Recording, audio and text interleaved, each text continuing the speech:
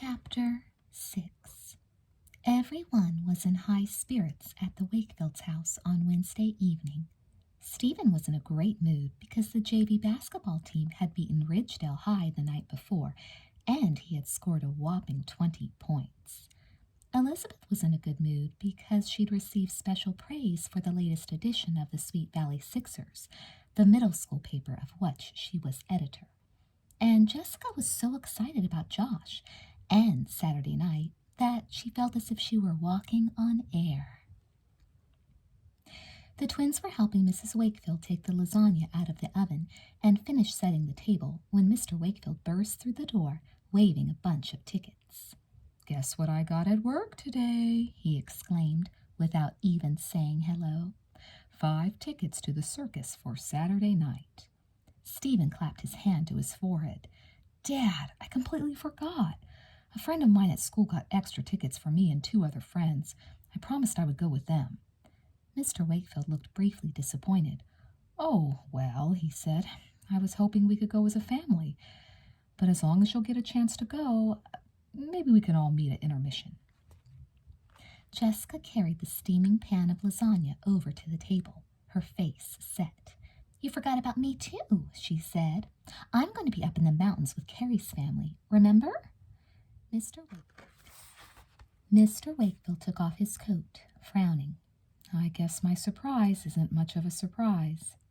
"I'm dying to go to the circus," Jessica wailed. "I've gone every single year. I can't stand the thought of missing it." "Well," Mrs. Wakefield said philosophically, "I suppose you could call Carrie and tell her what happened. I'm sure she'd understand. You could probably arrange to reschedule your trip to the Glenn's cabin for some other weekend."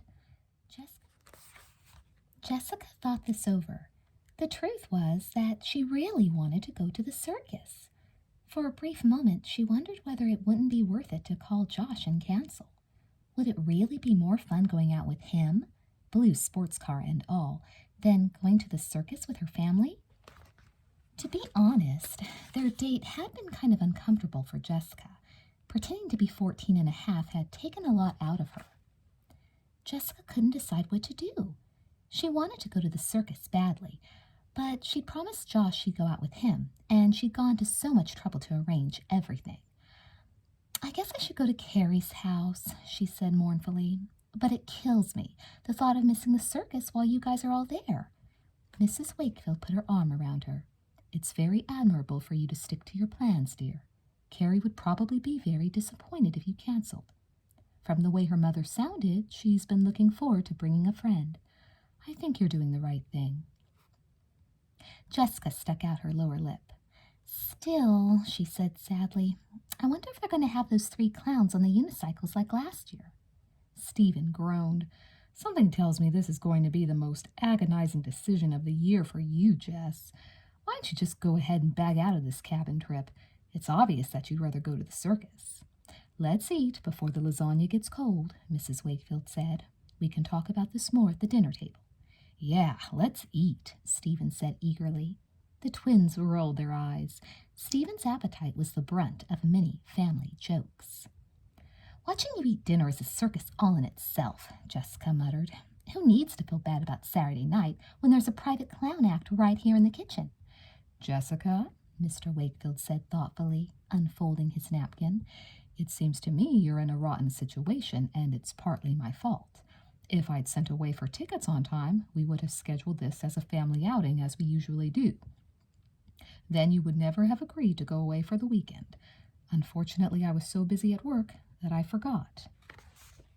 Jessica poked morosely at her lasagna. She didn't see how this was supposed to make her feel better about missing out on the circus. "I think," Mr. Wakefield continued, looking at his wife with a smile, "that if your mother agrees, we ought to arrange a special excursion, just you and me, for next weekend. I know it won't be as good as the circus, but at least it might help a little." Jessica took a tiny bite of lasagna. "Well," she said slowly, "I guess that might be kind of fun. I mean, it won't be the circus, but it'll be fun to go somewhere. Just us." Her face brightened considerably. "Can we go out on the glass-bottom boat from San Miranda?" Jessica had been dying to go on the glass-bottom boat trip for ages. "I don't see why not," Mr. Wakefield said. Elizabeth looked at her sister with disbelief. Only Jessica, she thought, could take a situation like this and turn it into such an incredible advantage for herself. After all, Jessica was the one who'd arranged to go away for the weekend. Now, she was going to end up having the fun of a weekend in the mountains and a special excursion on top of it all. "That sounds fun," Jessica said, sounding considerably more cheerful. She was remembering how cute Josh was and how much fun it had been to drive around Sweet Valley in his blue sports car. Granted, it wasn't easy pretending to be so much older than she was, but this time she was sure she'd feel much more natural. And even if she did have to miss out on the circus, she could console herself with the prospect of the glass-bottom boat trip. Elizabeth, sitting across from her, watched her twin with amazement. She didn't know how Jessica did it. She managed to rearrange everything so it worked out absolutely perfectly for her. Everyone seemed to be feeling bad for Jessica now, as if missing the circus were the biggest disaster in months. They'd probably all be extra nice to her for days, Elizabeth thought grumpily. But then, it was a shame her sister would be missing the circus. Even the glass-bottom boat trip wouldn't be as much fun. Elizabeth vowed to try to be nice to her twin as well, even though she suspected Jessica would land on her feet. She always did. That evening, after the dinner dishes were done, Elizabeth walked over to Amy's house. They were studying together for a math quiz the next day, but studying at Amy's usually meant having a long talk first to catch up on any news they might have missed since school let out that afternoon. Amy was watching music videos on TV when Elizabeth came in. "Hey," she said, switching off the set with her remote control when she saw her friend. "I tried calling you, but your line was busy." "Jessica," Elizabeth groaned. "That girl spends more time on the telephone than the rest of Sweet Valley put together." Amy's eyes were very round. "Jessica," she said importantly, "is exactly what I wanted to talk to you about. You'll never believe in a million years what I found out today." "What?" Elizabeth demanded, plopping down beside her on the couch. "Caroline Pierce told me this incredible story about Jessica's friend, Josh. But wait, let me make sure no one's around." Amy had a nosy little brother. She had to be sure he was upstairs before continuing. Once she'd made sure the coast was clear, she came back, her eyes bright with excitement. "Now, you know Caroline, first of all," she said. Elizabeth nodded. Caroline Pierce had the reputation of being one of the biggest gossips at Sweet Valley Middle School. All you had to do was tell Caroline a secret, and the whole world would know it soon after. Well, apparently Caroline's older sister, Anita, used to go out with Josh. In fact, they just broke up about 3 weeks ago. "You're kidding," Elizabeth said. "You mean the same Josh who's been calling Jessica?" "Yep. Caroline had a bunch of pictures from her family's trip to Disneyland a month ago, and there was one of Josh and Anita. I recognized Josh right away from that day at the bookstore. Anyway, I found out all kinds of stuff about him. He's 16. Caroline says he's really nice and smart and lots of fun. She also says Anita is crazy about him." "So why did they break up?" Elizabeth wondered. "Well, they got in a stupid fight about something. Caroline isn't sure what. She says Anita is pretty heartbroken about it all, and she wants to get back together with him, but I guess she feels like it's too late." "Wow," Elizabeth said. "This all sounds like something on a soap opera." "Wait," Amy said, her eye shining. "It gets a lot better, or a lot worse, depending on how you look at it." "What do you mean?" "Well, Caroline says that she was pretty sure Anita wanted to get back together with Josh until this week. I guess a girl she knows from school, someone named Melanie, I think, told her that Josh had met someone new. Someone," Amy lowered her voice for emphasis, "named Jessica." Elizabeth stared at her. "You're kidding," she said finally. She remembered the innocent look on her twin's face when she insisted that her relationship with Josh consisted only of phone calls. "Wow," she said again. "Amy, why do I get the feeling that my twin sister has been hiding something pretty major from me?" "I don't know," Amy said, shaking her head, "but it sure sounds weird to me." Elizabeth didn't say anything for a few minutes. Then she took out her books. "Let's get to work," she said quietly. "I don't feel like talking about this anymore. I want to wait and do all the talking with Jessica the next chance I get. She was thinking that this time Jessica wasn't going to get away with lying to her. She was going to find out exactly what was going on between her sister and Josh Angler. Jessica spent Wednesday evening locked in her bedroom with the latest issue of Ingenue magazine, trying to get ideas on everything from how to wear her hair to how to show your date you're having a good time. One article looked particularly interesting. The second date, how to hang on once you're hooked. Jessica read with great interest how important the second date was. The author of the article kept stressing how important it was to make your date laugh, relax, and have a good time. Sometimes it helps to break the ice between dates number 1 and 2 with a few casual phone calls. The author added, don't let him think you've forgotten him between weekends. Call him up and say hi. Good idea, Jessica muttered, dragging the hall phone into her room. She had already looked up Angler in the phone book and had learned Josh's number by heart. Is Josh there? She asked nervously, when a woman answered. She wished her voice didn't sound so young. Anita? The woman asked. Anita? Who is Anita? She asked herself, the name sounding vaguely familiar. No, it's Jessica, she said quickly. She hoped the author of the article was right. So far, this phone call wasn't one bit fun. Hi, Jess, Josh said a minute later. Mom, I've got it, he added. What's up? I'm just calling to say hi, Jessica said, feeling idiotic. I looked for you in school today, Josh said. Didn't you say you were in Spaulding's geometry class? I waited outside for you after the bell, but you weren't there. Jessica swallowed. Why hadn't it occurred to her that he might look for her in school?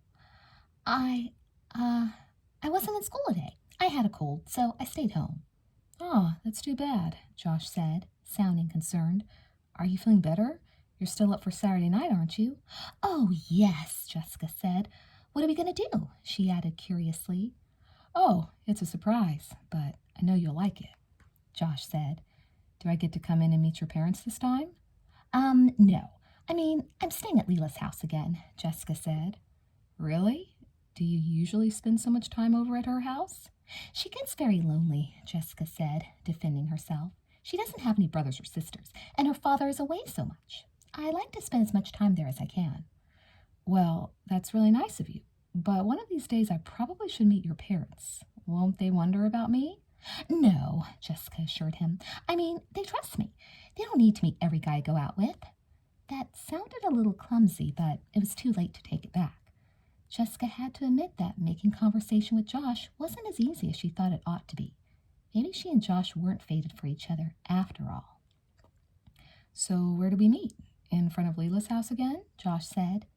That would be easiest, Jessica told him. What sort of clothes should I wear for this surprise evening? Oh, Josh said, anything you want. It isn't anything fancy, but I think it'll be fun. Actually, I have to check out a couple of things first. Can I call you back tomorrow night and tell you what time I'll be coming by for you? I think my cousin may be coming with us and one of her friends. I need to check and see what time I'm supposed to pick her up. Sure, Jessica said faintly. Great, she was thinking. Another double date.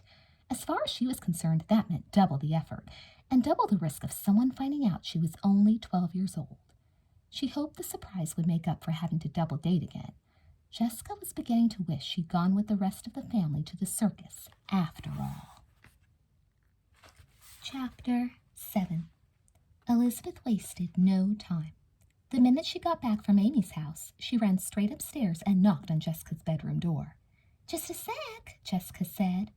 A minute later, she opened the door, and Elizabeth clapped her hand over her mouth. Jessica, she shrieked, what's that goop all over your face? Mud mask, Jessica said. It's supposed to clear your complexion. Leela uses it all the time. Elizabeth walked into her twin's bedroom, closing the door firmly behind her. It's hard to talk to you seriously when you've got brown stuff all over your face, but I'll try. Jessica, I want to know exactly what's going on between you and Josh Angler.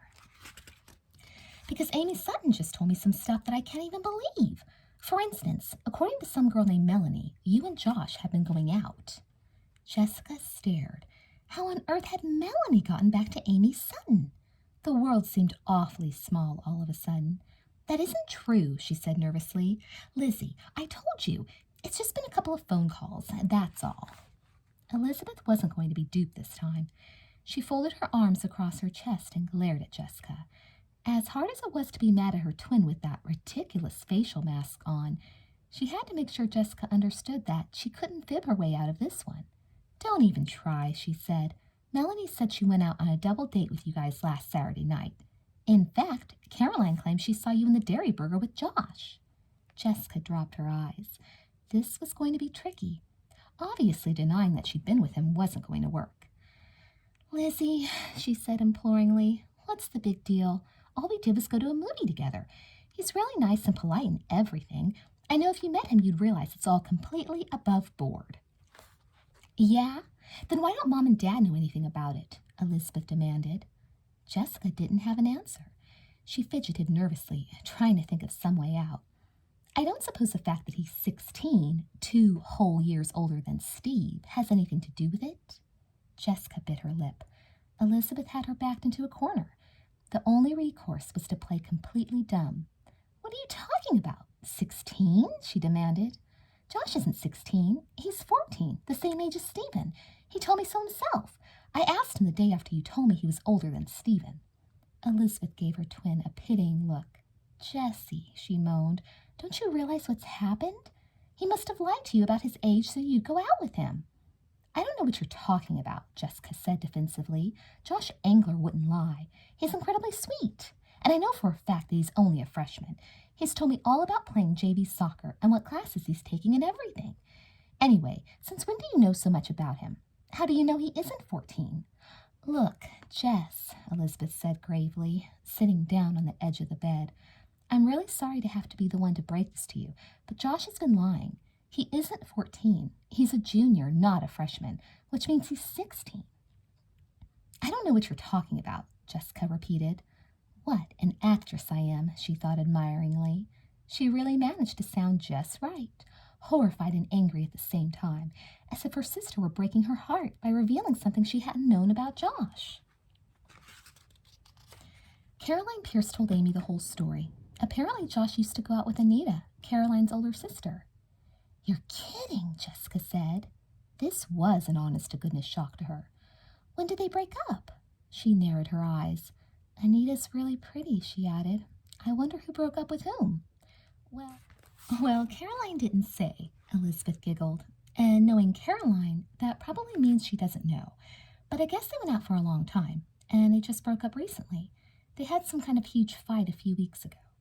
Jessica was quiet as she mulled this over. That made sense. She had met Josh the week before. That was after Anita. "I'm sorry to have to break all this to you," Elizabeth continued, patting Jessica awkwardly on the shoulder. "I know it must be hard, finding out that he's been lying to you about his age. He really told you he was 14? Jessica nodded, her eyes big and sad. "He really did," she said mournfully. "He told me all the stuff about the freshman class, and it sounded so realistic. I recognized all these teachers' names and everything from Stephen. Boy," she said, shaking her head. "I've been such a jerk, Liz. I never in a million years would have gone out with him if I had thought he was that old." Elizabeth kept patting her shoulder. "Poor Jessie," she said. "Well, I guess now you'll tell him you can't meet him again, right?"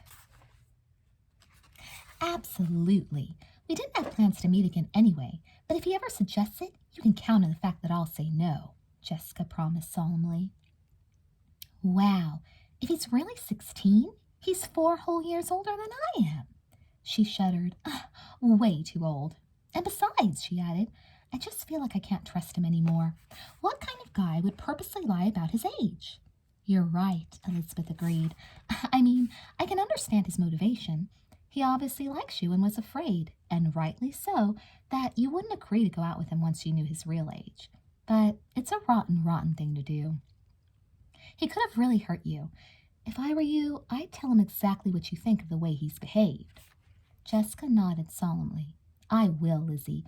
I can't thank you enough for telling me what Amy told you tonight. You're a wonderful sister." "Well," Elizabeth said, mollified, "I'm just trying to watch out for you, Jess. After all, I am 4 minutes older. I've got to take responsibility for you." Jessica nodded. She was congratulating herself for the best amateur acting job she'd done in ages. Elizabeth really believed that she was shocked and upset about Josh, and that she'd never go out with him again. The truth was, Jessica was more determined than ever to make Saturday night work out, especially now that she realized she had fierce competition. Anita Pierce, she thought musingly. She wondered how much Josh still cared for her. Just then, the telephone rang. The girls looked at each other. "I'll get it," Jessica said, running out to the hallway to pick up the phone. It was Josh. "He's on the phone," she whispered, covering the receiver with her hand. "Lizzie, let me talk to him in private, okay? I want to tell him off." Elizabeth nodded. She could certainly understand why her sister wanted some privacy. If she were Jessica, she wouldn't let Josh off lightly. "Hi," Jessica said sweetly into the phone once her sister had gone downstairs. "Are we all set now for Saturday?" "All set. I just called my cousin to see what time I'm supposed to get her. She's really sweet. I think you'll like her. Actually, maybe you two know each other. She's a sophomore. Her name is Megan Moore." "Megan," Jessica said, pretending to search her memory. "That sounds familiar. What does she look like?" "Light brown hair, blue eyes. She's cute. She plays the saxophone in the band." "I don't think I know her," Jessica admitted. "I've probably seen her around school, though." "Well, she's bringing someone. I can't remember his name. Stu or Stan someone, I think. She says he's really nice. So I'll get Megan first, then pick you up in front of Leila's, okay?" "And you still won't tell me where we're going?" Jessica wheedled. "Nope, it's a surprise. But I promise we're going to have a great time." "Okay," Jessica said happily. She had barely replaced the receiver when Elizabeth came back upstairs. "Did you tell him off?" she demanded. Jessica nodded, round-eyed. "You would have been really proud of me," she said seriously. "I told him that I was shocked and upset that he lied to me that way, and that I was old enough to be taken seriously, and what he'd done could have gotten me in real trouble with my family. I told him that I don't want to talk to him on the phone anymore, and he shouldn't call me on Saturday night at Carrie's house." "You did the right thing, Jess," Elizabeth said solemnly. "I know it was hard, but I'm sure you'll be glad later on." Jessica got up to examine herself in the mirror. "I think it's time to take this stuff off," she said, poking the facial mask with a tentative finger. "If my complexion isn't radiant and glowing by now, it never will be." She hurried off to the bathroom, convinced she had set her sister's heart at ease.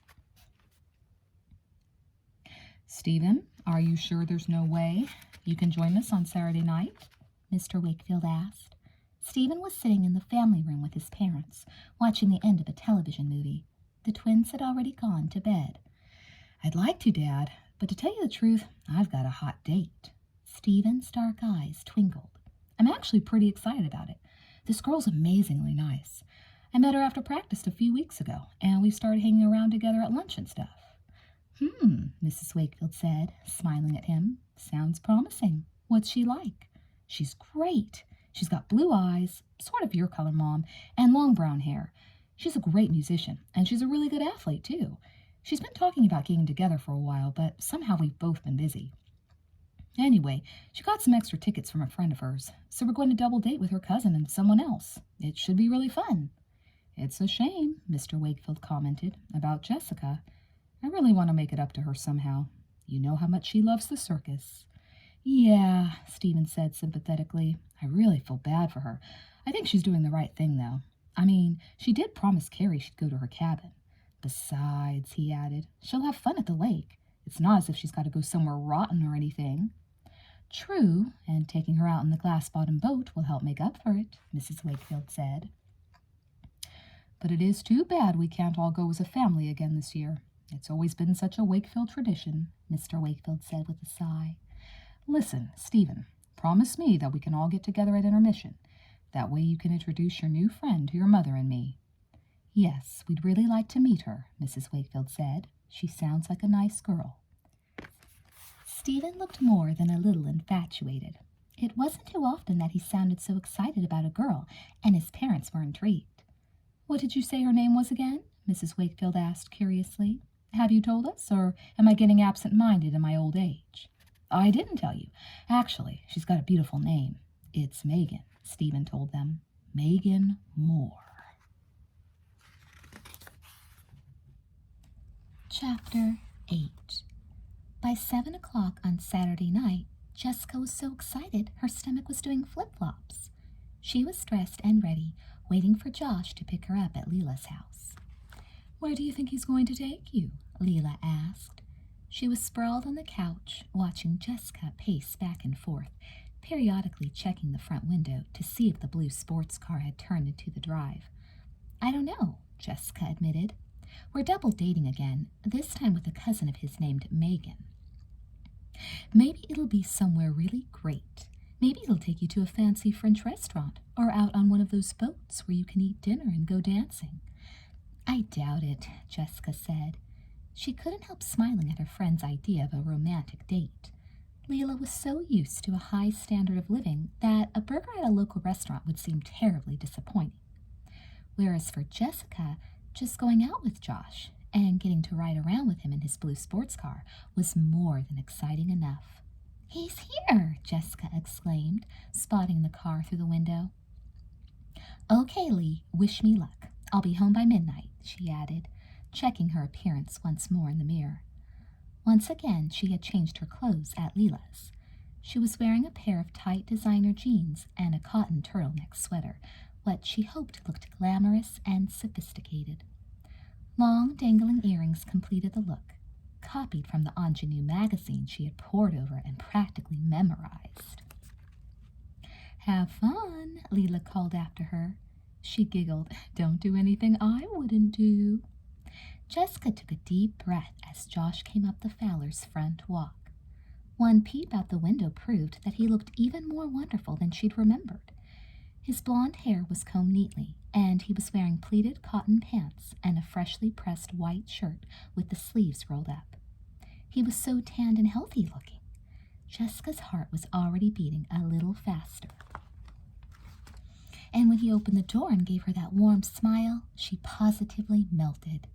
"You look great," Josh said appreciatively. "Really great." He leaned over and kissed her on the cheek. "Come on, I want you to meet Megan." Jessica followed him down the walk to the car, but Megan had already bounced out to say hello. She was a tall, strikingly pretty girl with long brown hair and eyes the color of the California sky. "Hi," she exclaimed. "I'm Megan Moore, Josh's cousin." She gave Jessica a big smile that put her instantly at ease. "He's already told me all about you, and all I can say is I must be a dope for not having met you at school by this time. Anyway, that's my fault. I spend so much time at band practice that I forget to get out and meet people." "I'm that way too," Jessica said. She glanced sideways at Josh. She was afraid he was going to think she was a complete nerd for never having met anyone at Sweet Valley High. "Well, what do you say, Megan? Should we head over and collect your date?" Josh asked, taking his car keys out of his pocket.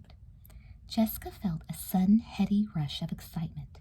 She could hardly believe this was all happening. Here it was, Saturday night, and she was really standing here talking to these people. They accepted her. They thought she was old enough to go out with them. And Josh, handsome, polite Josh, with this adorable sports car, was her date. It was really astonishing if you thought about it. "Hey," she said, clambering into the car next to Josh while Megan got into the back. "Where are we going tonight? Or is it still a surprise?" "You'll have to guess," Josh teased her, putting the car into drive. "Tell me where to go now," he instructed his cousin. "Go straight down this road," Megan said. "I'll tell you when to turn right. He doesn't live that far from here." "What do you mean, guess?" Jessica demanded. "Give me a clue." Josh was clearly enjoying himself. "Should I give her a clue, Megan?" he asked. Megan pretended to think it over. "I'll give you a clue," she told Jessica. "It's on the casual side, and you'll have to be ready to expect the unexpected. You'll have to be ready to clown around." She giggled, and so did Josh. Jessica frowned. "I don't get it. Give me another clue," she urged. "Turn right here," Megan instructed. Josh turned. "Here's another clue. It takes place in 3 rings," he said. Jessica narrowed her eyes. "3 rings?" she repeated blankly. Josh laughed at the confused expression on her face. "It's the circus," he cried. "We're going to see the circus." "And turn left at that stop sign," Megan instructed. Jessica's mouth dropped open. The The circus? She stammered. Josh nodded. Yeah, you're not disappointed, are you? I've always loved the circus, and I was so glad when Megan told me she had these tickets. He leaned over to pat Jessica's hand. We're going to have a blast. Jessica swallowed. Yeah, she said. I'm sure we will. She slumped down in her seat, her mouth as dry as cotton. This was like a bad dream. How on earth was she going to manage to hide from her parents and Elizabeth at the circus? They were bound to run into one another, and her parents were convinced she was safely up in the mountains with the Glyns. They were going to kill her. Go straight up this street, Megan said, leaning forward. Jessica, still in a reverie, looked around her with surprise. It suddenly occurred to her that they were driving back the exact same route she had taken to get to Leela's. They were only 2 blocks away from her house. Keep going, Megan said. Now take a left here. It's that house right in the middle of the street. Jessica felt as if she were suffocating. She could barely believe it when Josh turned the blue sports car into her own driveway. What are we doing here? She squeaked. Josh looked at her strangely. We're picking up Megan's date, he said. Oh, no, Jessica moaned. Oh, isn't that nice? She couldn't believe this was happening to her. She just wanted to get out of the car and run and hide somewhere, anywhere, before the inevitable happened. I'll go get him. You two just stay right here and catch up, Megan said brightly. Before either of them could respond, she was out of the car and halfway up the walk. Jessica squirmed miserably, trying to think of some reasonable excuse for hopping out of the car and racing away as far as possible. Jessica, Josh said, looking slightly uncomfortable, there's something I have to talk to you about. Actually, I really wanted to tell you this on the phone, but I felt like it would be easier in person. And I think we'll both relax and have a better time tonight if I can get this off my chest. I know I never mentioned this to you before, but before I met you, I had a steady girlfriend named Anita. We went out for a long time, over a year, and then we split up about a month ago. Jessica twisted her bracelet around and around on her wrist. She really didn't want to hear about Anita now. She just wanted to get out of the car before her brother came out of the house. Well, we started talking a lot again, just on the phone and all, Josh said. He sighed. I guess the truth is that we still have strong feelings for each other. She knows that I'm taking you to the circus tonight. In fact, she's going to be there too, but... His voice broke off, and he looked positively miserable. You're still in love with her, aren't you? Jessica said mournfully. It figured. First, he told her that he just happened to be taking her to the one place in town where her entire family was going to be. Then he drove straight to her own house to pick up her older brother for a double date. And now he was telling her that he was still in love with his old girlfriend. This was not the way things were supposed to go, according to Ingenue magazine. Listen, Jessica, Josh said nervously, looking straight at her. I really like you a lot. You're one of the nicest girls I've met in ages. But the truth is that I still feel pretty devoted to Anita. I'm not sure what's going to happen between us, but I feel that it would be wrong to lead you on. I'm just not sure I'm ready to give up what she and I had together. Jessica stuck her lower lip out. This was a nightmare, a complete and total nightmare. Maybe I should just go back to Leela's, she said, looking uneasily at the closed front door of her house. I wouldn't want to come between you and Anita. Josh looked horrified. Absolutely not. Jessica, I really like you. I want to be your friend. At least let me take you out tonight and let's have a really good time together. We're definitely going to be friends. Jessica wasn't so sure of that. As far as she was concerned, she'd be lucky if she could get through the evening without being ostracized by her whole family. She couldn't help thinking the whole thing was Josh's fault. If she hadn't met him that day at the stupid roller skating rink, none of this would ever have happened. And now look at the fine mess she was in. But Jessica couldn't worry anymore about Josh and Anita. The front door opened and Stephen came out behind Megan, his hair neatly combed and his face radiant. He was obviously looking forward to a wonderful evening with his new girlfriend. He was almost inside the car before he saw Jessica and stopped dead in his tracks. Stephen, this is my cousin Josh, and his date, Jessica, Megan said in her cheerful voice. You guys, this is Stephen Wakefield. She glanced anxiously at their blank faces. We're not interrupting anything, are we? No, Jessica said rapidly. Wakefield? Josh repeated blankly, staring at Jessica. But that's your name, he added. Jessica felt her face turn bright red. It's a really common name, she muttered, praying Stephen wouldn't give her away. Jessica couldn't bring herself to look her brother in the eye. She didn't know how she was going to be able to bear this. There are lots of Wakefields, Stephen said vaguely, looking at her as if she were a total stranger. Josh, you're a junior, right? I've seen you play soccer. He turned back to his sister, an expression of feigned curiosity on his face. What about you, Jessica? The way he said her name made Jessica cringe. She could tell her brother had decided to torture her. Are you a junior too? No, Jessica said. She stared straight ahead of her while Josh started the car up again. She just wanted this whole miserable ordeal to be over. Are you a sophomore? Stephen continued in a friendly, reasonable tone. She's a freshman, Josh said, like you.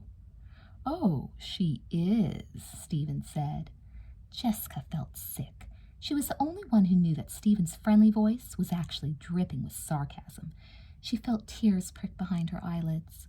Well, we'll have to talk later, Stephen said, staring at her with a murderous look in his eyes. After all, we have so much in common. We're in the same class. We have the same name. Yeah, Jessica said. I guess we do have something in common. She gave him the most imploring look she could muster. She was going to have to do something to keep him from blowing her cover. The question was, what? Now, would you mind telling me what is going on here? Stephen demanded. Josh had dropped them off and gone to park the car, and Megan had run over to say hi to some of her friends. Stephen, don't give me away. Please? I'll explain everything later. I'll do anything you want me to. I'll clean your room for you for the next month, Jessica said desperately. Stephen shook his head. I've got to hand it to you, Jess. Just when I think I have you all figured out, you go and do something so stupid, so ridiculous, that I realize I've got to start from scratch. Jessica's eyes filled with tears.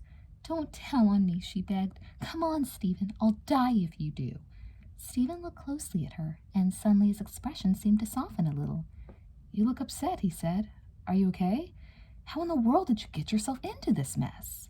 Jessica's eyes widened in horror. Stephen, there's Mom and Dad and Liz, she moaned. I'm going to go hide in the ladies' room until they're inside. Will you tell the others where I am?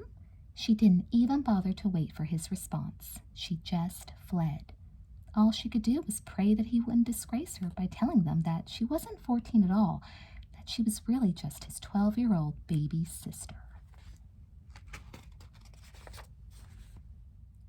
Chapter 9. The circus was taking place at the Valley Coliseum, a big indoor arena about 15 minutes from downtown Sweet Valley. Jessica had been here every year with her parents, and she didn't have to ask where the ladies' room was. She just ran as fast as she could, keeping her head down. She couldn't believe it. She just couldn't believe it. If it had been somebody else, it might have even been funny. But as it was nothing but a disaster. Jessica moaned as the full extent of her predicament struck her. She was on a double date with her brother. What was going to keep Stephen from making her the laughingstock of the whole group by telling them who she was? And even, by some miracle, if Stephen managed to keep his mouth shut, what was going to prevent her parents from seeing her? The way her luck was going so far, Josh and Megan had probably managed, just as an extra special surprise, to get tickets right next to the Wakefields.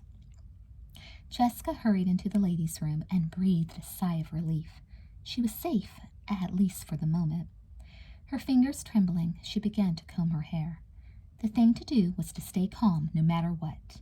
Maybe, just maybe, it would work out all right, if she could manage to get through the evening without bumping into her parents or Elizabeth, and if Stephen stayed quiet. Her reverie was interrupted as the door to the ladies' room swung open, and Anita Pierce and her best friend, Diane Brown, came hurrying in. Jessica only knew Diane by sight, but looking at Anita, a sudden thought came to her. Wasn't this the perfect way out of the whole terrible jam? If she could convince Anita to come over and talk to Josh, maybe they'd make up, and Jessica could sneak home during the intermission. Anita, she said, turning around from the sink. Do you remember me? I'm a friend of Caroline's, Jessica Wakefield. Anita nodded. Caroline told me about you, she said stiffly. Her eyes looked puffy, as though she'd been crying. Listen, Jessica said quickly. I don't blame you for acting funny. That's because you know I'm here with Josh tonight. But listen, Anita, he still really loves you. He told me so on the way over here. I think if you come over and talk to him, if you try, that you two can get back together. In fact, I'm sure of it. Anita and Diane exchanged glances. Josh told you that he still likes me? Anita repeated slowly. Jessica nodded. He and I are just friends, she explained. Actually, Jessica wasn't even sure they were friends. At least, they wouldn't be once Stephen was done ratting on her. I don't know, Anita said sorrowfully. I miss Josh like mad. But we had a huge fight, and I'm not sure I can... She broke off. I'm not sure I have it in me to tell him I'm sorry.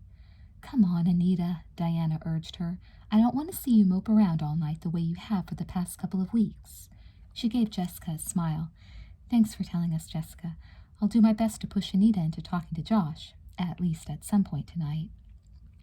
Great, Jessica thought.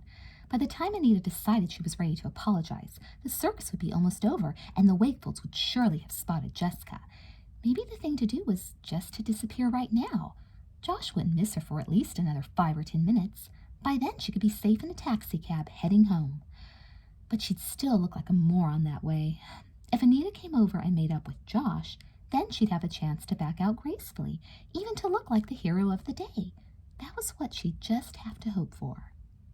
Jessica got back to her seat just as the lights were dimming and the master of ceremonies was coming out into the center of the middle ring. A spotlight lit up a big circle around him. Ladies and gentlemen, he boomed, welcome to the 10th annual visit of our circus to Sweet Valley.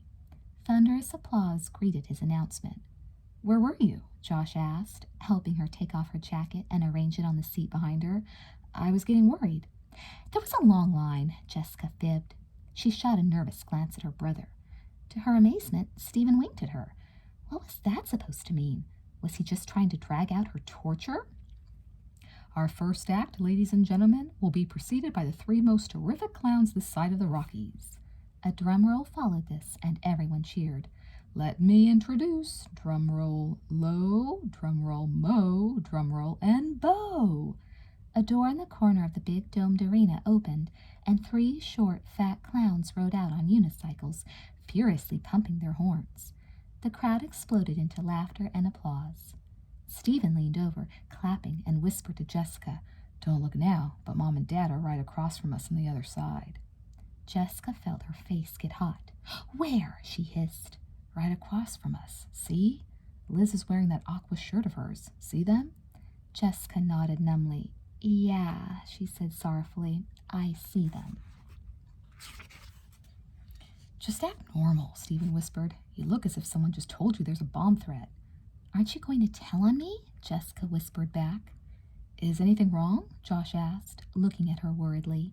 He had obviously heard them whispering and wanted to know what was going on. Nothing, Jessica and Stephen said in unison, both sitting up straight and leaning away from each other. Jessica tried to keep her eye on the clown's antics as the shortest rode in a small circle and the other 2 orbited around him. Usually she loved these clowns, but now all she could concentrate on was the spot across from the center ring where her family was sitting. Wouldn't they look around for Stephen? She knew they'd spend ages trying to locate him in the crowds, and as soon as they did, she was done for. The first act passed in a blur. A trapeze artist, a lion tamer, a special clown act, a fire eater, and 3 dancing bears completed the first part of the evening. Everyone around her was having a wonderful time, but Jessica was fidgeting like mad. She kept trying different positions, hoping to obscure her face in case her parents looked her way. She had almost completely forgotten that she was supposed to be enjoying herself with Josh. She'd barely even said a word to him. Having fun? Josh asked her when the finale of the first act, ballet dancers balancing on horseback, was completed. Jessica stared nervously across the arena at her parents. The lights had come back on now, and people were getting out of their seats to stretch their legs or walk to the concession stand. The master of ceremonies announced that there would be a 20-minute intermission. and the Wakefields were getting out of their seats. Were they looking across at Stephen and her? Had they spotted them? Jessica couldn't tell. Just then, a female voice greeted Josh. It was Anita, looking slightly sheepish. "Hi, you guys," she said, sitting down in the empty seat behind them. "I just thought I'd come over here for a few minutes and see how you're doing. Diane is buying popcorn." Josh reddened, looking from Anita to Jessica. "Do you guys know each other?" he asked. Jessica and Anita nodded. "How are things?" Josh asked Anita. From the look in his face, it was obvious how glad he was to see her. Jessica had a sudden wild hope that it wasn't too late yet for them to make up and give her a chance to escape without looking foolish, before her parents came over and caught her. "This is pretty good, isn't it?" Anita asked, referring to the circus. Josh nodded. "Not as good as last year, though." Apparently this had some kind of private meaning, because Anita blushed, and so did Josh. Jessica felt more and more that she was in the way. "Look," she said, getting to her feet. She still had her eyes on her parents and Elizabeth, who didn't seem, thank heavens, to have spotted her yet. "I'm going to go get a Coke. Can I bring something back for you guys?" "Let me come with you," Josh said, his eyes on Anita. It was obvious he was happier right where he was. "No, I'll just be a minute," Jessica assured him. She gave Anita a little smile to show that she understood completely. At this point, all she cared about, anyway, was saving face and getting out of this whole mess as gracefully as possible. But she'd barely gotten 3 feet away when Stephen hurried after her. "Would you mind telling me what on earth is going on?" he cried. "Jessica, since when do you tell Mom and Dad that you're going away for the weekend and then end up out with some guy 4 years older than you?" Jessica's eyes filled with tears. "Don't yell at me," she begged him. "Stephen, I'm in a terrible mess. I lied to Mom and Dad. I lied to you. I lied to everyone. I can't even remember whom I told what." Stephen put his arm around her, looking back uneasily at the spot where Megan, Josh, and Anita were engrossed in conversation. "Okay, listen," he said. "I'm going along with your story and acting as if I'd never met you before tonight. We can talk about this later. Just make sure Mom and Dad don't see you.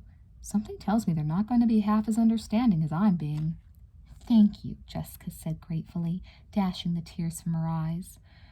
"Look," Stephen added, "I don't want to make your life any more miserable than it already is, but I have a feeling that Anita and Josh—" I know," Jessica said. "It's obvious, but I couldn't care less. Stephen, all I want is to get out of this whole mess without Mom and Dad killing me, and without making a total jerk out of myself." Her blue-green eyes were big and shiny with tears. "I don't want Josh to know I was lying when I told him I was 14. Stephen shook his head. "Okay," he said, "but I still think it'll be a miracle if you can pull it off." Jessica shot him a look as she hurried off. He wasn't being all that encouraging, but on the other hand, she had to admit it was incredibly nice of him not to tell the others on her. She would never in a million years have guessed he'd be so supportive in a crisis.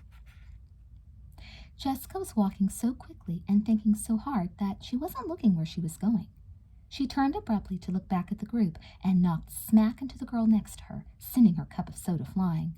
"Sorry," Jessica cried, turning to stare into the incredulous eyes of her twin. "Jessica," Elizabeth cried. "What on earth—" Jessica's eyes were as big as saucers.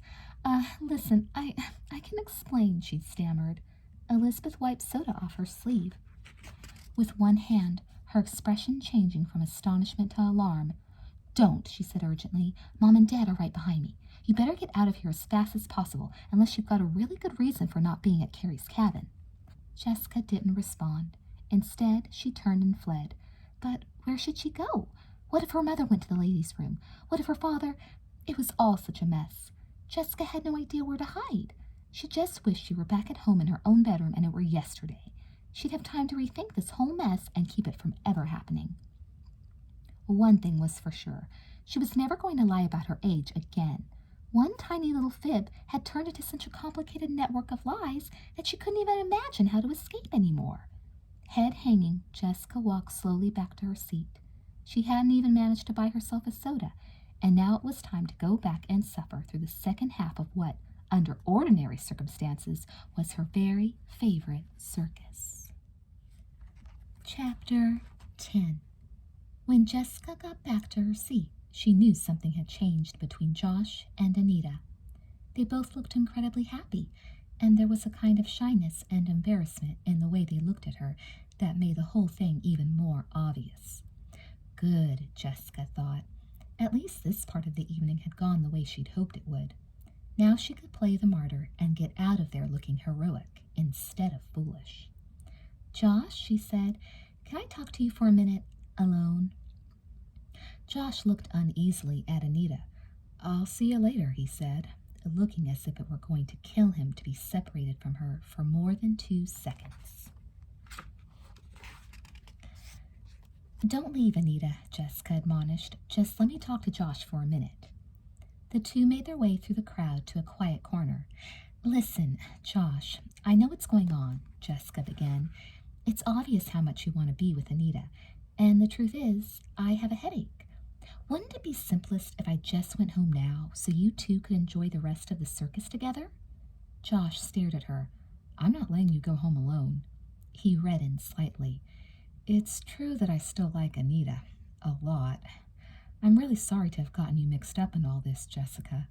I guess I thought she and I were through when we really weren't. But that doesn't mean I'm going to let you disappear. I happen to be having a really good time with you. You're a really nice girl. He patted her arm awkwardly. I feel bad enough about things as it is. Don't make me feel worse by disappearing. Darn, Jessica thought. So much for her graceful exit. We'll have to get together and have lunch this week at school, Josh was saying. Jessica followed him miserably back to their seats. This was obviously his way of letting her down easily, trying to show her that they would still be friends. Fat chance, she was thinking. How were they going to get together in school when she wasn't even in high school yet? The rest of the evening passed in a blur. She was so tired and confused that she barely appreciated the wonderful finale when the woman in white was fired out of the big canyon. She just felt numb and dazed, and she was incredibly grateful when the lights came on again and Josh helped her on with her jacket. Anita and Diane had gone back to their seats for the second half, and if Josh had made any plans to meet Anita later, he didn't mention them. In fact, he was being the perfect gentleman. Jessica had to hand it to him. Maybe this whole predicament wasn't that awful. After all, she had gotten to see the circus, even if she hadn't been able to enjoy it as much as usual. And even if Josh clearly wasn't interested in her as anything but a friend, she'd had the thrill of 2 real dates with him. More important, he had actually believed she was 14. Not once had he suspected that she was still only in middle school. Jessica was trying her hardest to console herself as they discussed where to go next. In fact, she was so deep in thought that she didn't even realize the Wakefields were walking straight toward them. She heard her father's voice before she saw him. "Stephen? Stephen?" he was calling, waving around a program. "Wait a minute." Jessica shoved her hands in her pockets, her heart pounding wildly. This was it. She'd been caught. Her parents were hurrying over now, looking pleased to have spotted their son and eager to meet his new girlfriend. It was at least a full moment before they took in the fact that Jessica was by his side. "Jess?" Mrs. Wakefield stammered, staring at her. "Jessica?" Mr. Wakefield cried. "What on earth are you doing here? You're supposed to be at Carrie Glenn's cabin." "Hey," Josh said, staring at Elizabeth and then at Jessica. "You didn't tell me that you were part of a match set." Jessica backed up uneasily, staring at her parents. I can explain everything later. At home," she said. This was exactly what she'd been dreading. Any minute, Josh was going to find out the truth. Maybe we better make some introductions here," Stephen said. "Megan, Josh, these are my parents, and my sister, Elizabeth." Josh started to shake Mr. Wakefield's hand before it dawned on him what Stephen had just said. "Your sister?" he cried, staring at Elizabeth. He turned back to Jessica, his face confused. "But then what?" He shook his head, as if trying to clear it. "Are you trying to tell me you and Jessica are brother and sister? But I thought you said... What's going on here?" "That," Mr. Wakefield said, crossing his arms, "is exactly what we'd all like to know." "Dad," Jessica said, her voice quavering, "can't we talk at home, please?" Listen, Dad, Stephen said, interceding on her behalf. Jessica is okay. She's with me. Let me bring her home and we can talk about this then. He gestured at the crowds around them. Please, it's too noisy here. I promise she'll be fine. Mrs. Wakefield looked incredibly distraught. But what about Carrie? She demanded. Mom, I'll explain everything, Jessica said in a low voice. She felt the last vestiges of her sophistication crumbling. Josh must think she was the biggest baby he'd ever met. It was so embarrassing, running into her parents and having them grill her in front of him. The Wakefields exchanged glances. Okay, Mrs. Wakefield said, we'll meet you at home. Jessica knew she ought to be grateful, but by this point she was almost too miserable to care. All she wanted was to be back in her own house. Okay, Josh said, once the four of them were in his car, driving back to the Wakefield's house. Who wants to tell me what's going on here? I'm Stephen's sister, Jessica said dully. And you have a twin, Josh prompted. Jessica nodded. That's Elizabeth. We were born exactly 4 minutes apart. But if Stephen's a freshman and you and your twin are freshmen, what does that make you? Triplets? You sure don't look like Stephen, Josh said. Stephen cleared his throat. He's got a point, Jess, he said cheerfully. Jessica felt like murdering him. I'm not really a freshman, she said softly. She was slumped way down in her seat, so her voice didn't get very far. What?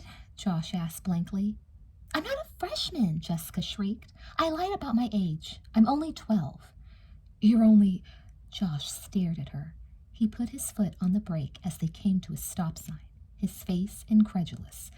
You're kidding, he said. Megan didn't say a word, and even Stephen, looked sympathetic. Jessica felt her eyes well up with tears. Josh turned bright red. You mean to tell me that you're only... He looked incredibly embarrassed. The next minute, embarrassment seemed to give way to anger. Great, he muttered. I guess that's what I get for taking people at their word. Jessica felt terrible. I'm really sorry, she said in a tiny voice. Josh was quiet for a minute and then seemed to forget his anger. His face gradually cleared, and he almost seemed amused by the incident rather than angry. Don't feel too bad, Josh said, patting her hand. You want to hear a funny story? When I was 13, I wanted to drive more than anything in the world. One day I took my father's car and just got in it and drove all the way up to the mall. A cop stopped me and I told him I was 16. I kept saying I was 16 over and over again, even when they took me into the station and called my parents. He patted her hand again. Jessica pulled it away. She felt as if she were about 3. Yeah, she said dully. Well, I'm really sorry, Josh. So that's why I could never find you at school, Josh mused. Jessica stared out the window, her eyes aching. She couldn't wait to get out of the car. She didn't know which was worse. Josh being so darned nice about it, which made her feel as if he was her baby sister, or Stephen's sympathetic look. One thing was for sure. Her parents weren't going to be one bit nice or sympathetic. Something told her she was really going to be in for it when she got home. Just tell me one thing, Mr. Wakefield said, his arms crossed and a stern look on his face as he looked at Jessica across the kitchen table. Did the Glyns ever invite you to their cabin this weekend, or was that a lie, too? Look, Jessica said, dashing the tears from her eyes. I'm going to tell you the whole thing, from the very beginning, but you have to promise not to yell at me until I'm done, okay? Because I know how mad you are, and right now I'm so upset I'm afraid I'll cry if you interrupt. Elizabeth couldn't help thinking this was a great strategy on her twin's part. Mr. Wakefield looked softer right away, and Mrs. Wakefield looked almost, though not quite, sympathetic. Taking a deep breath, Jessica proceeded to launch into a detailed, though heavily edited, version of what had gone on with Josh for the past few weeks. She did everything she could to make herself seem as innocent as possible, insisting that she had had no idea how old Josh was until she'd already promised to go out with him that night. She didn't mention their prior date, or the fact that she'd lied about her own age, but her tactic throughout was to admit, over and over again how wrong she'd been. I really learned my lesson, she said mournfully, once she told them all she was willing to for the time being. The thing is, you guys have always told us not to lie, and I know what I did was rotten and wrong, but I guess tonight I really found out how terrible it is to lie. One thing leads to another, and before you know what's happened, you've turned everything into a real mess. Elizabeth couldn't believe it. Only Jessica could do something really rotten and manage to reproach herself so much that she ended up sounding virtuous. It was truly obnoxious. And the worst part was that her parents seemed to be listening to and approving of what Jessica said. I'm never going to tell another lie, Jessica added, not as long as I live. Well, Mrs. Wakefield said seriously, if that's really true, then what you've been through is worth it. Because you're absolutely right, Jessica. One lie leads to another, and before you know it, you've lied yourself into a terrible corner. That's true, Mr. Wakefield seconded. Look, Jessica, what you've told us worries me for several reasons. First of all, it shows poor judgment. You had no business agreeing to spend time with someone, especially a boy, and a boy older than you are, whom we've never met. And to actually go out with him in a car without telling us was very bad judgment indeed. But that's only the first part of the problem.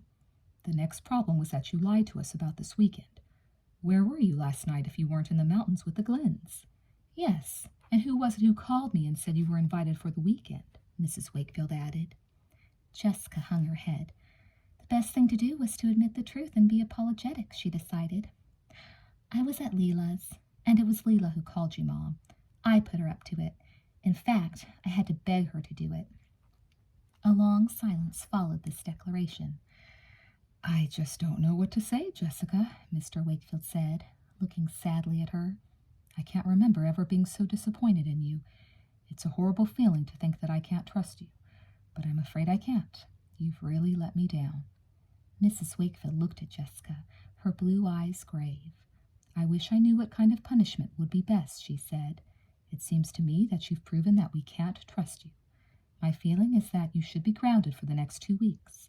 Other than going to school, I don't want you to leave this house for anything. I agree, Mr. Wakefield said. This is far too serious to go unpunished, Jessica. Jessica, her head hanging, waited for them to finish. She couldn't believe it. Grounded?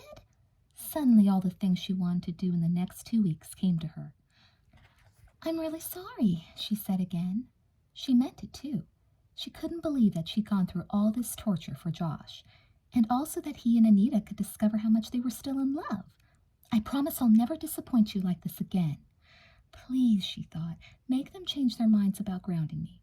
But her parents looked as firm as she'd ever seen them. No one said anything for a long time. Then Jessica cleared her throat. Can I call Leela and tell her that I'm not going to be there tonight so she doesn't worry?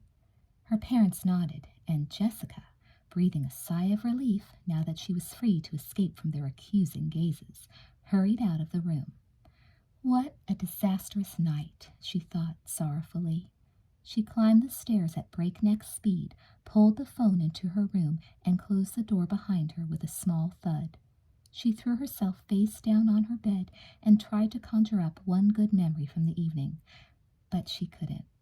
It had been rotten from beginning to end. Sighing heavily, she dialed Leela's number. Hey, how's everything going? Are you madly in love? Leela demanded eagerly. Leela, Jessica said heavily, I'm not coming back tonight, so don't wait up for me. What? Leela shrieked.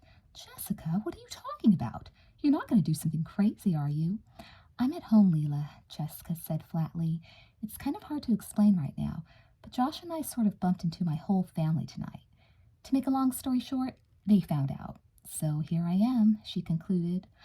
Oh no, Leela moaned. How did you run into your family? I can't believe it. And I was sitting here all night imagining you having the time of your life. Jessica stared glumly at the telephone. Tonight, she said dramatically, was one of the worst nights I've ever had. And to top the whole thing off, I barely even got to enjoy the circus. What circus? You don't mean Josh took you to the circus, Leela cried. What's romantic about a circus? Despite herself, Jessica was beginning to see a tiny glimmer of amusement in the situation. Leela, she said, twisting the phone cord around her finger. The circus wasn't the only thing that was unromantic. If you're ready for it, I can describe an evening that would win at any unromantic competition, hands down. And with that, she proceeded to describe the evening to Leela in perfect detail, starting with the minute she realized they were driving back to her own house to pick up Megan's date. Chapter 11.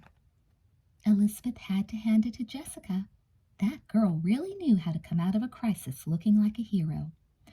By noon on Monday, it seemed as if everyone at school knew all about Jessica's wild romance with Josh. And from the stories that were spreading around, Jessica was nothing short of incredible. The rumor was that Jessica had fallen madly in love with a handsome, popular junior, that they dated secretly for weeks before getting caught, and that Jessica had nobly given Josh up so that he could go back to his old girlfriend. Caroline Pierce was instrumental in spreading most of the stories, but the unicorns helped too. Ellen Reitman and Leela followed Jessica around all day, linking arms and assuring her over and over again that they'd do their best to cheer her up. In fact, all the unicorns seemed to be treating Jessica with new respect. Most of them had never been on a real date, in a car, and no one had ever been kissed by a 16-year-old. They all wanted to hear about her disastrous date over and over again. Actually, Jessica was enjoying being a minor celebrity. It almost made up for the fact that her parents had grounded her for the next 2 weeks to punish her for having lied and used bad judgment. You can't be grounded, Ellen Reitman pointed out at lunch, taking a ham sandwich out of her bag and unwrapping it. Kimberly Haber is having a big birthday party 2 weeks from Friday. Everyone's coming. It's going to be one of the biggest parties this whole year. Jessica wrinkled her brow. My parents are pretty mad, she said unhappily. Believe me, I don't want to be grounded either, but I don't really see how I can talk them out of it. If I know you, Jess, you'll come up with a plan, Ellen said, taking a bite of her sandwich. I want to hear more about Josh, Leela said eagerly. When did you last talk to him? He called last night, just to see how I was doing. He's really a nice guy, Jessica mused, but he's definitely getting back together with Anita. He told me, she grimaced, that I was what brought them back together. Isn't that sickening? I think it's incredibly romantic, Leela sighed. Anyway, he said he's going to tell all his cute friends to look out for me in another year or two. Jessica shook her head. I bet I'll still be grounded by then.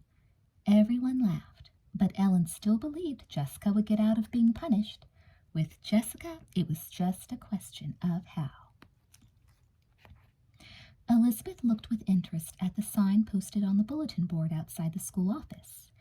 Hey, she said to Tom McKay, who was standing next to her, there's going to be a statewide essay contest. Look, there's a first prize of $100. It would be great to win something like that, wouldn't it? Tom, one of the cutest and most popular boys in the 6th grade class, looked at the sign with interest. I should talk my brother into entering, he said. Dylan is a really great writer. Elizabeth was intrigued. She loved to write herself, and she was always interested in learning about classmates who shared her passion. She didn't know Tom's older brother Dylan very well. It had always seemed to her that Tom was the more outstanding of the two in every way. Tom was a great athlete, whereas Dylan was just average at sports. Tom got good grades and had lots of friends, while Dylan, who got decent grades, was fairly shy and spent a lot of time alone. Everyone liked and knew Tom, and Dylan, well, Dylan was just kind of there. Hey, Dylan, Tom cried, waving at his brother as he crossed the hall several yards in front of them. Come here, there's something I want to show you. Dylan flicked his light brown hair out of his eyes and came over. He was a tall, slightly gangly 7th grader who looked slightly ill at ease, as if he'd gotten too tall too quickly. He smiled shyly at Elizabeth, then turned red and looked away. Elizabeth felt sorry for him, though she wasn't exactly sure why. Look at this. There's going to be a statewide essay competition, Tom said, pointing to the bulletin board. Dylan flipped his hair back again, frowning. So you should enter, Tom said, slapping him on the back. Come on, Dylan, you're a great writer. Dylan muttered, I can never win something like that. Forget it, Tom. And with a quick, sideways glance at Elizabeth, he turned and shuffled off down the hall. Tom stared after him, a look of consternation on his handsome face. "What is it?" Elizabeth asked him. "Oh, nothing," Tom said. But Elizabeth guessed he just didn't want to tell her what he was thinking. It was obvious he was worrying about his older brother. Is Elizabeth about to find herself in the middle of a feud between two brothers? Find out in Sweet Valley Twins number 16, second